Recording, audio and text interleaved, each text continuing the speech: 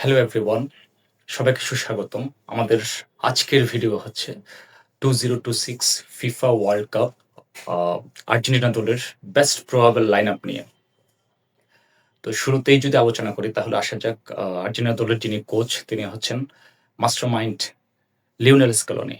Lionel স্কেলোনির বয়স হচ্ছে 47 years of age এবং আর্জেন্টিনা দলের যেটা টেকটিক্যাল ফরমেশন 4-3-3 অর্থাৎ ডিফেন্স লাইনে থাকবে ৪ জন, এরপরে থাকবে ৩ জন, এরপরে হচ্ছেন ফরওয়ার্ড লাইনে থাকবেন ৩ জন।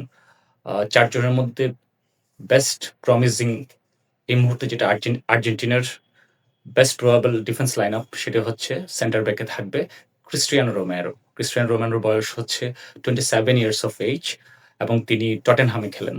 এবং অন্য আরেকজন সেন্টার ব্যাক হিসেবে থাকবেন Lisandro Martinez. Lisandro Martinez Manchester ইউনাইটেডে খেলেন।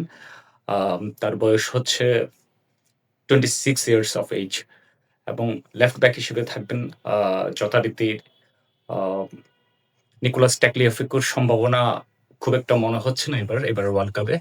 আ আমার মনে হচ্ছে মার্কোস বার্কো খেলার সম্ভাবনা অনেক বেশি। অথবা সেন্সির খেলার সম্ভাবনা সবচেয়ে বেশি লেফট ব্যাক হিসেবে। তার সাথে থাকবেন রাইট ব্যাক হিসেবে থাকবেন আমাদের গত বিশ্বকাপের চমক জাগানিয়া প্লেয়ার। তিনি হচ্ছেন নেহুয়েল মলিনা, যিনি নেদারল্যান্ডের সাথে অসাধারণ একটি গোল করেছিলেন। লিওনেল মেসির সেই অসাধারণ অ্যাসিস্ট, শতাব্দীর সেরা অ্যাসিস্ট বলা যায় যেটাকে। শতাব্দীর সেরা অ্যাসিস্টে গোল করেছিলেন নেহুয়েল মলিনা নেদারল্যান্ডের বিপক্ষে। তার সাথে থাকবেন গনজালো মন্টিয়েল। তার এজ হচ্ছে এবার ওয়ার্ল্ড কাপ যদি তিনি চান্স পান তার বয়স হবে 32 ইয়ার্স অফ এইজ।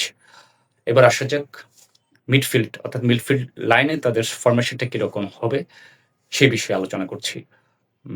১ম যিনি ডিফেন্সিভ মিডফিল্ড হিসেবে থাকবেন আর্জেন্টিনা দলের তিনি হচ্ছেন ডিফেন্সিভ মিডফিল্ডার অ্যানজো ফার্নান্দেস। আপনারা সকলেই জানেন অ্যানজো ফার্নান্দেস খেলেন লিভারপুলে এবং অ্যানজো ফার্নান্দেসের বয়স হচ্ছে 20 ইয়ার্স অফ এইজ। তার সাথে থাকবেন অন্যজন হাইলি প্রমিসিং একজন প্লেয়ার, তিনি হচ্ছেন অ্যালেক্সিস ম্যাকঅ্যালিস্টার। অ্যালেক্সিস ম্যাকঅ্যালিস্টার তিনি লিভারপুলে খেলেন এবং তার এই বছর বয়স হতে যাচ্ছে 26 ইয়ার্স।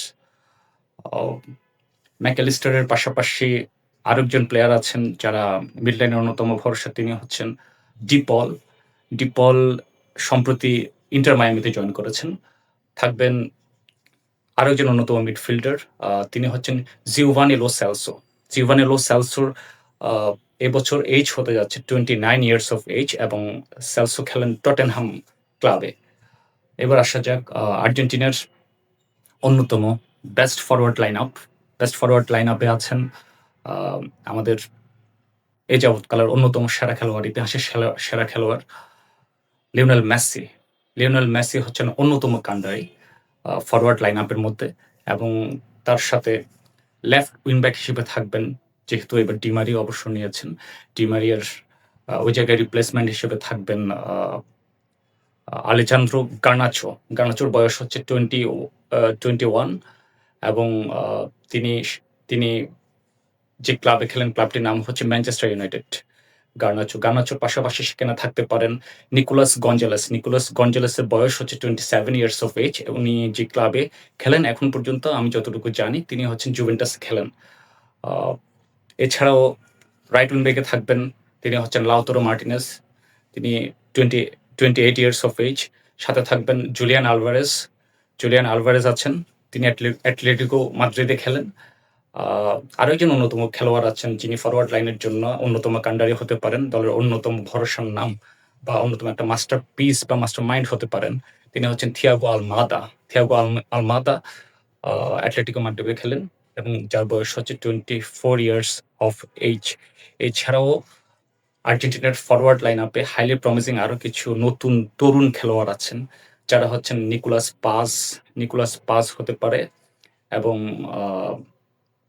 এবং আরো বেশ কিছু প্লেয়ার এবং বেশ কিছু নতুন মুখ বা চমক থাকতে পারে এবার ওয়ার্ল্ড কাপে।